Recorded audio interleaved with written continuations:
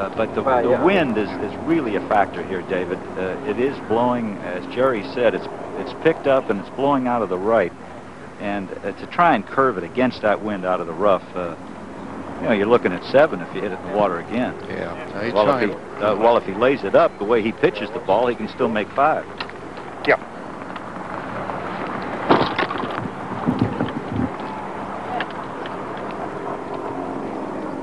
All right, Curtis, very close up ahead.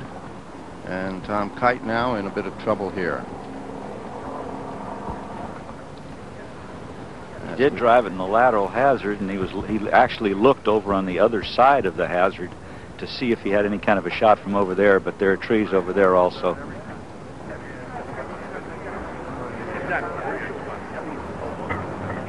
He's looking like he wants to go at it, but I think that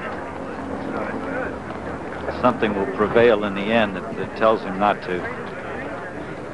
Well, this is what? Golf course management here. Well, he's a very disciplined player, and as Bob points out, he's one of the fine wedge players on tour. So evidence of that at the very first hole. And there's still a long way to go, and even if he did make 6, unless Scott Simpson were to make a birdie, he'd still have a 1-shot lead. Slow. The idea here is to lay up to your strength. You know, how quiet, please. Pretty sure he's laying up. Sir, please. I'm getting ready to go. Thank you.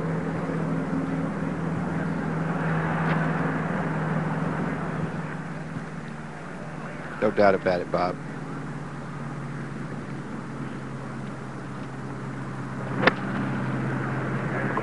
Laid up very short, didn't take any gamble at all.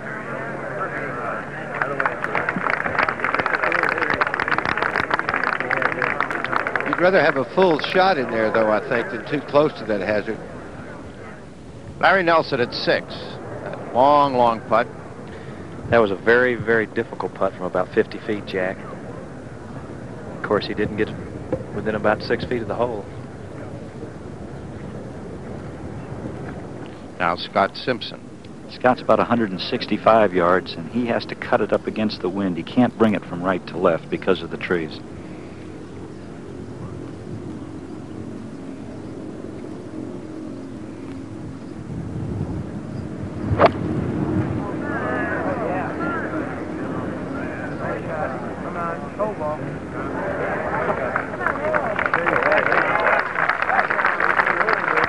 Still moving. Now it stops.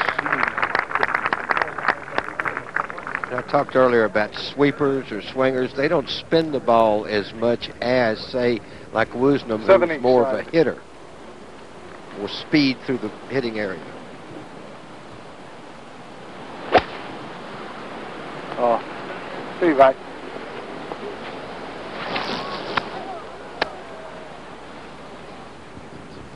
Over to the left. Now Curtis for a birdie. From about 8 feet, downhill, right to left breaker. Very fast.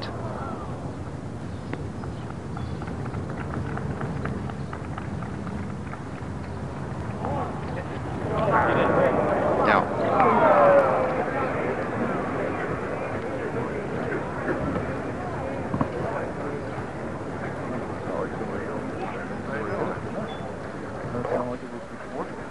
Now Kite at the 5th. Tom has a shot of about 80 yards, and like Dave said, carrying 3 wedges like he does, I would think he would take the one that he feels he can hit, take a full swing at.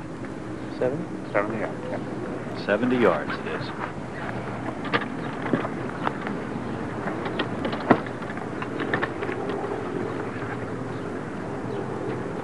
Nice and slow. You can hear the caddy say nice and slow. Sometimes a player will tell a caddy, remind me all week, this is what I'm trying to do.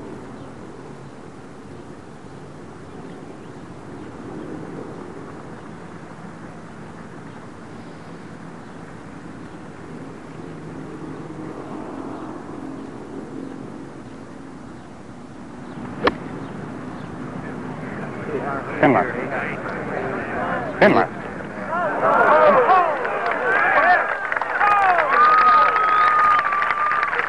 the maestro with the wedge, isn't he?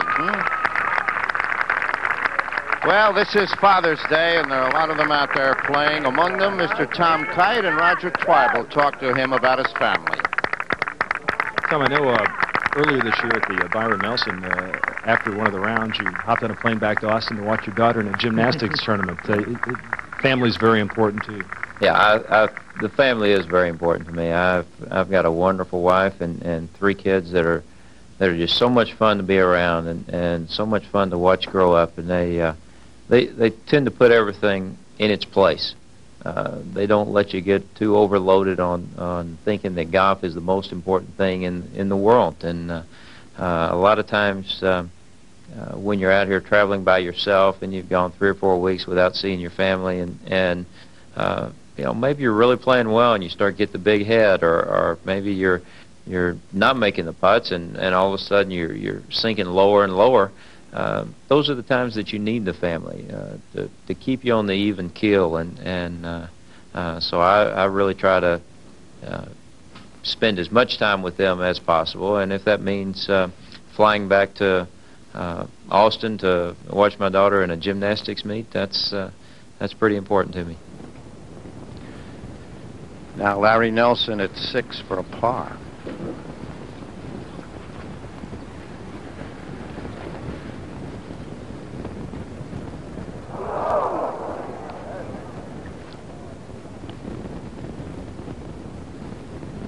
So that will drop him back to even par. Now Simpson for birdie.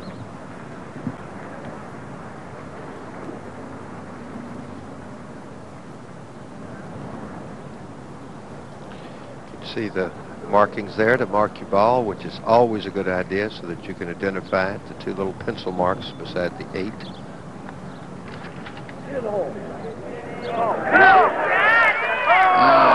Lovely putt.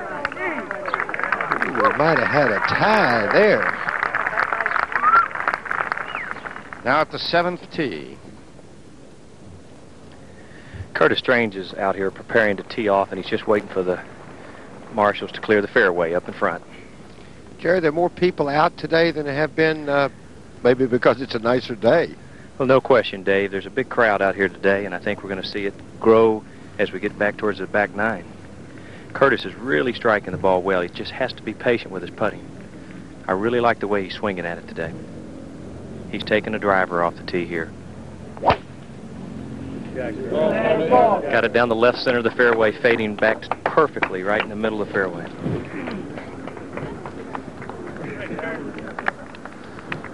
Start of 3 straight par 4s to end the front 9 in 3 strong holes indeed. Now Tom Kite, the leader. Get there. That was for bogey.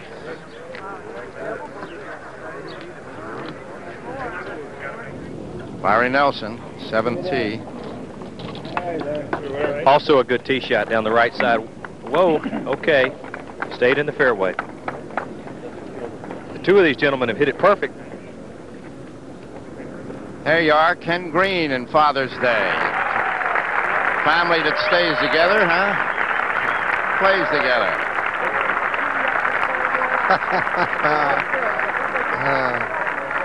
Oh, no. Tom Kite now for a double bogey. This will be a triple.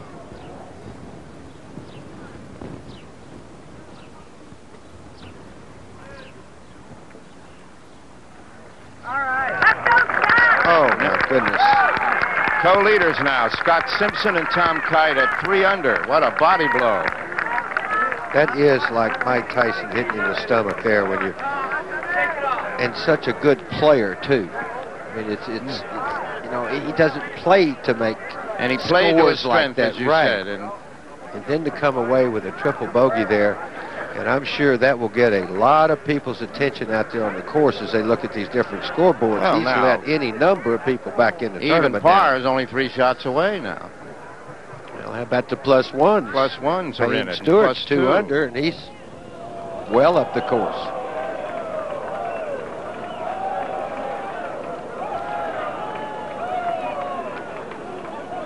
Jack Nicklaus at 18.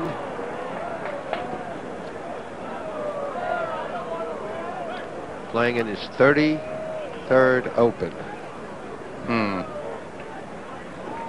A record. I don't know if anyone breaks that record. That's almost as old as Nolan Ryan's arm. Oh, my goodness. Yeah, there's another longevity record. Up here at 16, that's Ken Green, who, as you know, is one of the more controversial people out here, but my goodness, the United States Open.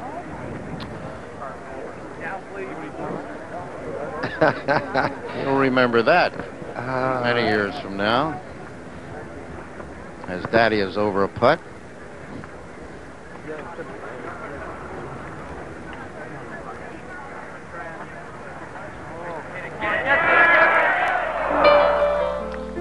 The 6th hole now, where the leaders are, par 3 of 167 yards, but that 5th hole has extracted a price. Double bogeys to Ozaki and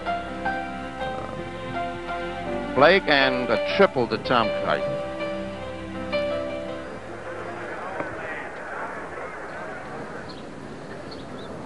This has played the easiest.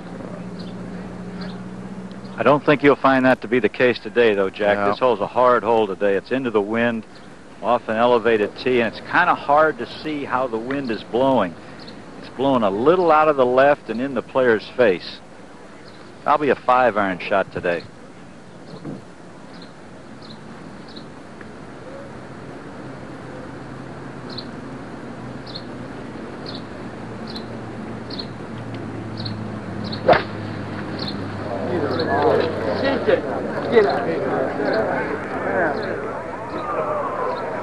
I understand that. Just off.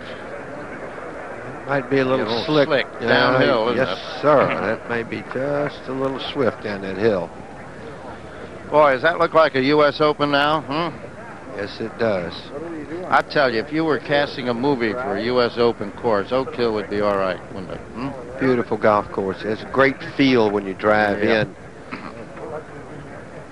All the trees, golf course off to your left. All right, Tom Kite now. Really has to grab himself together now.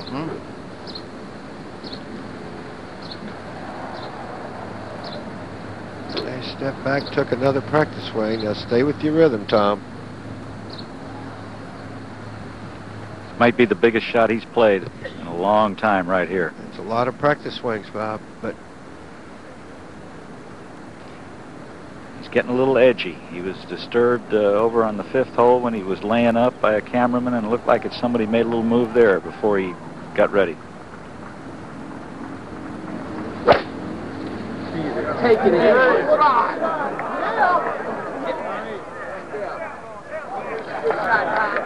okay. Just keep doing what you're doing, Tom. Curtis Strange at 7. Curtis with a 4-iron. That's from 180, and I feel like he has too much club. He's got to really cut it, and he did. Well, he hit it too soft. His caddy, Greg Reeder, was shaking his head the whole time. He wanted him to play the 5-iron. It's downwind. Curtis plays a lot of shots, though. He's not one just with one shot, Jerry. Well, I like that action, David. 18th hole. Jack Nicklaus, second shot. And while we wait, let's pick up Larry Nelson at 7. That's a 5-iron from 180. Oh, another nice shot by the former Open champion. Now Nicklaus.